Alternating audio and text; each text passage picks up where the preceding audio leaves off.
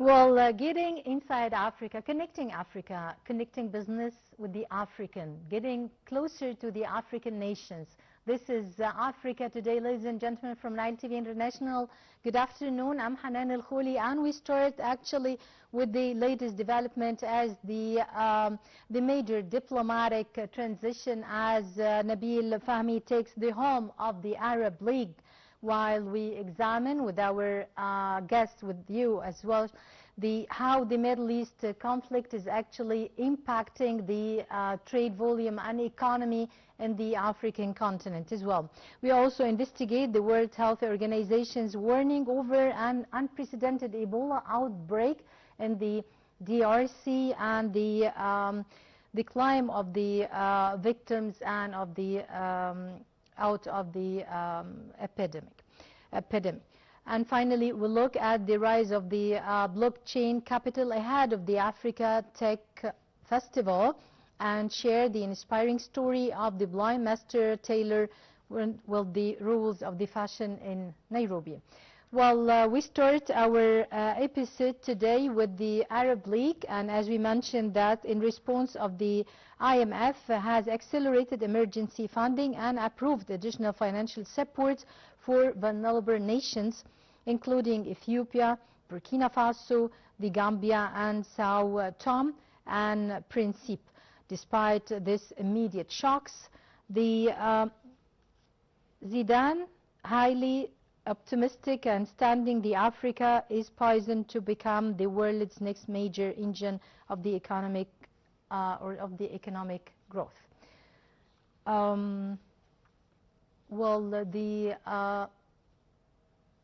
Well, as we mentioned, we start also with the good positive news for Egypt, as the Arab League has officially confirmed the veteran Egyptian diplomat Nabil Fahmy as its new Secretary General following a ministerial council meeting in Jordan. Taking office at the start of July, and the former foreign minister succeeds Abdel Ahmed Abul Ghait for a 5-year term to become the 18th Egyptian to lead the Cairo-based regional body. This strategic leadership transition comes at a critical time for African and Middle Eastern member states as the bloc faces heightened security challenges and also mounting economic pressures stemming from active regional conflicts.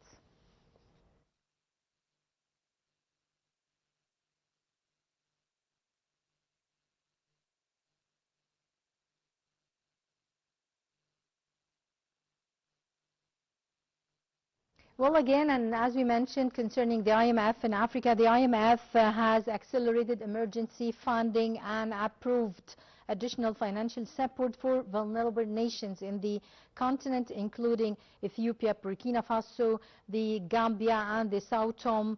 Also, despite this immediate economic shocks, Zidane is the new Africa's chief of the IMF. Zidane. Also, he mentioned and approved the additional financial support for vulnerable nations, including, as we mentioned, some African countries. He remains highly optimistic and stating that Africa is poised to become the world's next major engine of economic growth, of its full potential is unlocked.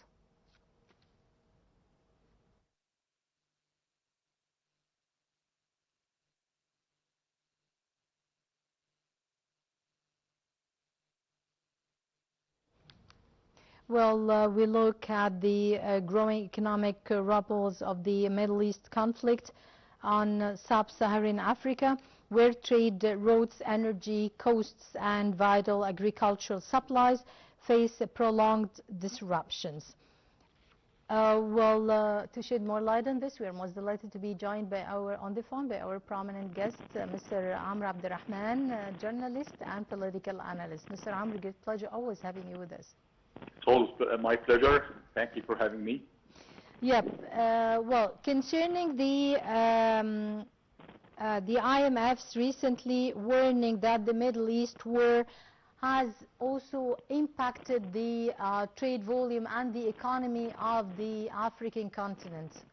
So how you can elaborate on this? Well, of course, Africa is in the heart of the crisis, economical crisis that is one of the most dramatic consequences of the aggression, the American-Israeli aggression against Iran, that costed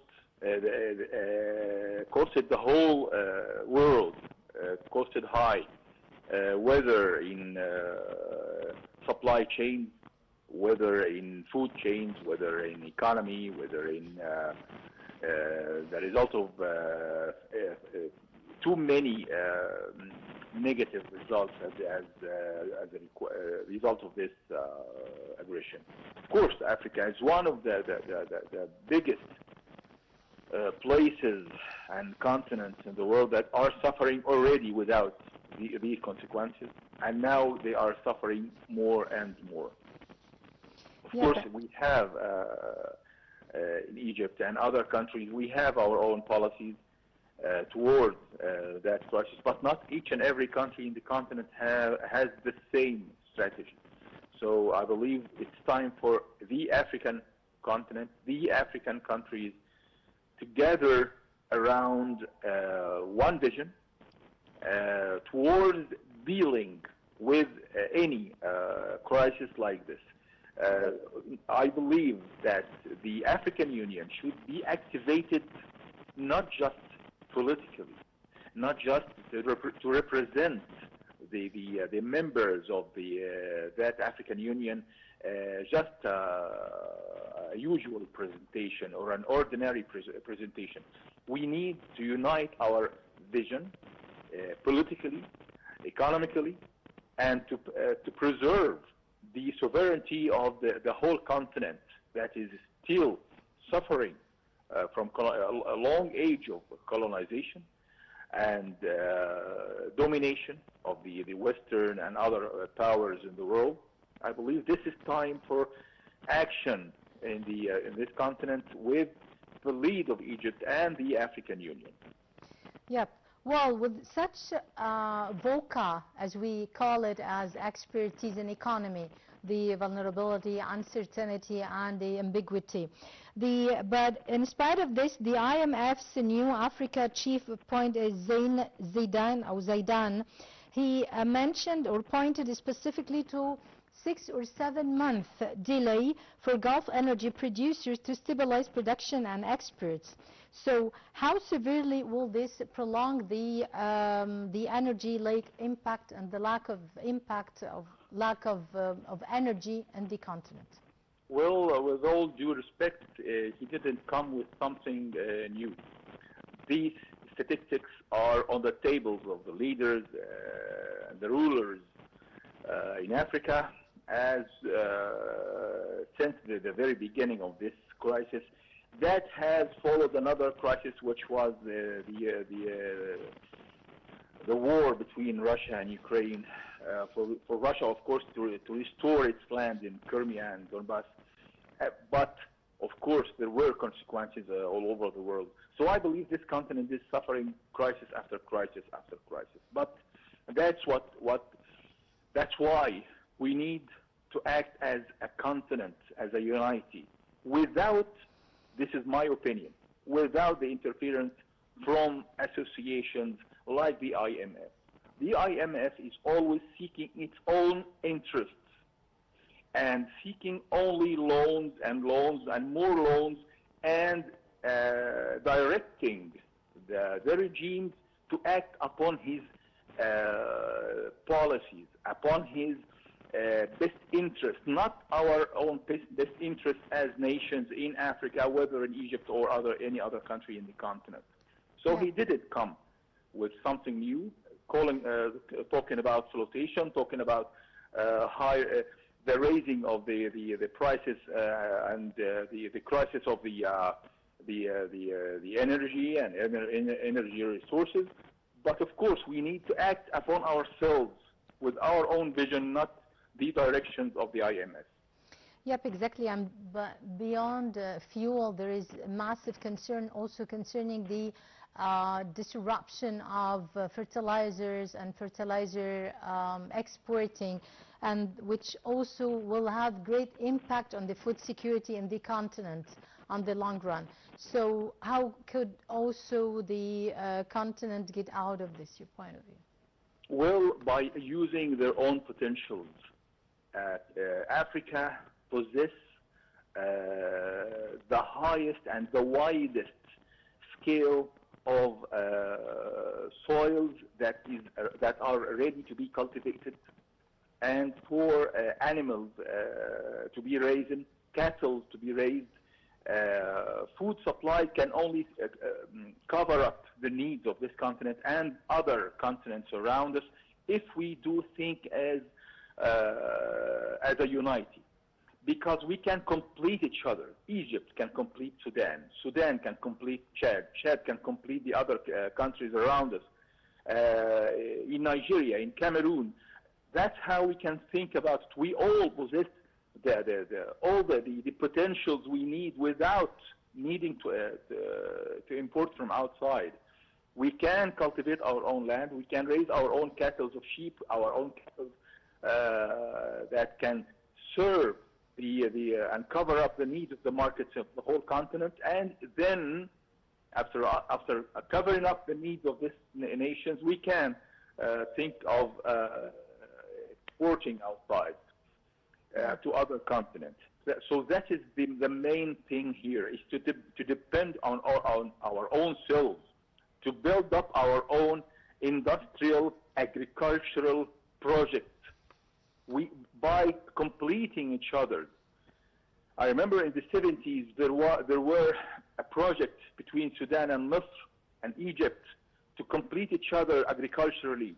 In that field, we can take the same scale with other countries in the continent. That's how we can reduce depending on such a greedy organization like the IMF or the International Bank.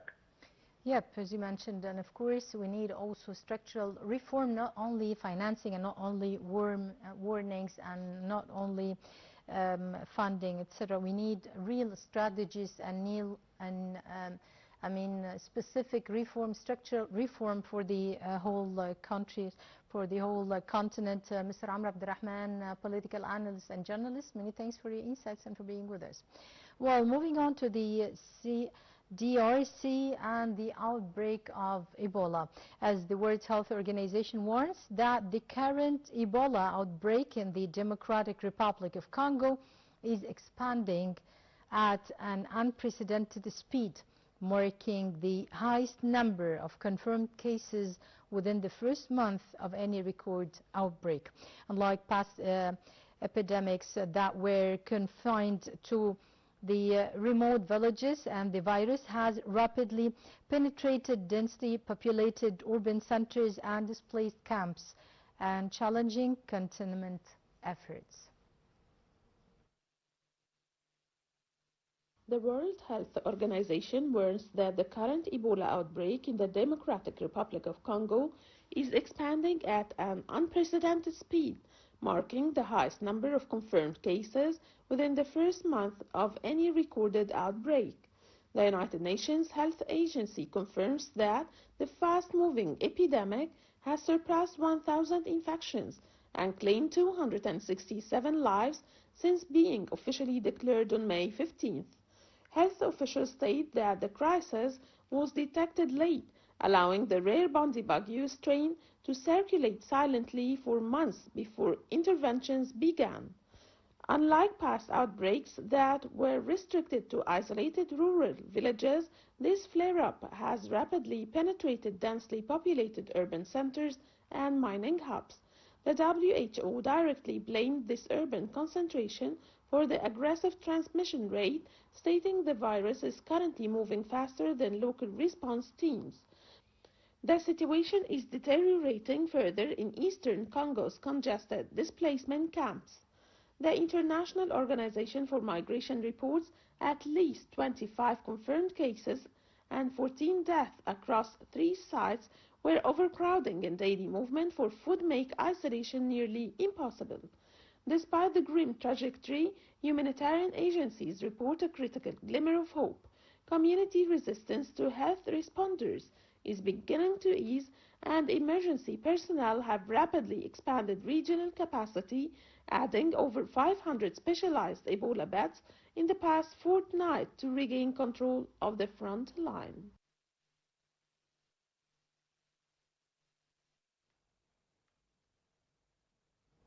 Welcome back, ladies and gentlemen. We still had the Nile TV International, our today's edition of the Africa Today. And now moving on, as the Trump administration has announced a phased drawdown of its critical PEPFAR wealth funding to South Africa, citing a failure by the nation to address the U.S. policy requests regarding the treatment of its white monetary. The decision follows a presidential executive order that ties American foreign and foreign policies aid directly to allegations of racial discrimination against white Africans, and alongside growing tensions over South Africa's diplomatic ties with Iran.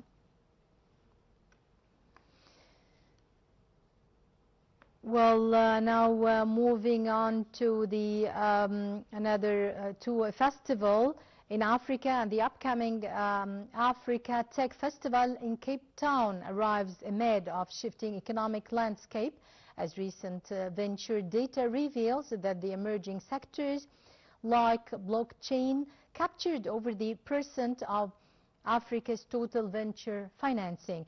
This capital influx coincides with the new strategic guidance from the Africa Tech Festival Leadership Council, which is pushing for rapid regularity updates to match the soaring computational demands of the local tech hubs.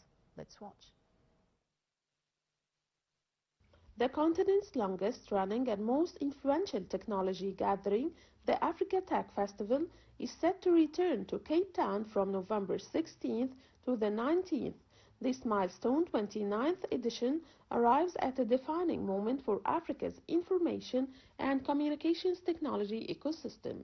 This year's forum is strategically structured around 6 interconnected pillars, including artificial intelligence, cybersecurity, and data centers, with massive subsea cables and cross-border fiber networks rapidly reshaping local markets. Global investors and hyperscalers are converging to turn these digital developments into highly bankable infrastructure projects. South Africa's Department of Communications and Digital Technologies is partnering with the event. The minister will deliver the opening address, championing a unified regional vision for an inclusive, connected, and globally competitive African economy. Organizers emphasize that as corporate enterprises aggressively scale up their cloud capabilities and artificial intelligence tools, pressing policy questions around data sovereignty and digital trust must be resolved.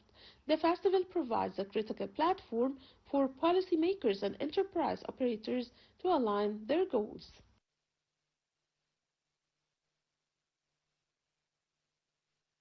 Welcome back, ladies and gentlemen. Still at the Nile TV International, our today's edition of Africa Today. And now, by this, we come to the end of our today's edition of Africa Today. But before I leave, I'll let you with this such interesting feature from Kenya, as in the heart of Nairobi's competitive fashion scene, master tailor Charles Kip is shattering barriers by running a successful design workshop in total darkness after completely losing his sight to glaucoma. In Nairobi's bustling Umoja state, Charles Kip navigates the crowded streets with a cane, heading to a workshop where he defies the expectations of the sewing industry every single day. Kip began losing his vision to glaucoma in 2013 and became completely blind by 2017. While many customers initially abandoned him, doubting his ability to work in total darkness, he resolved to prove them wrong through sheer ingenuity. Kip re-engineered his entire tailoring process by cutting physical ridges into his tape measured at every inch, allowing him to feel measurements with his fingertips. To cut fabric accurately without sight, he inserts rows of metal pins along his measurements and carefully guides his scissors around them. Decades of muscle memory since he first picked up a needle in 1990 have done the rest, resulting in flawless garments. Today, old clients are returning and new ones are arriving, drawn by a level of precision that rivals any sighted tailor in the city.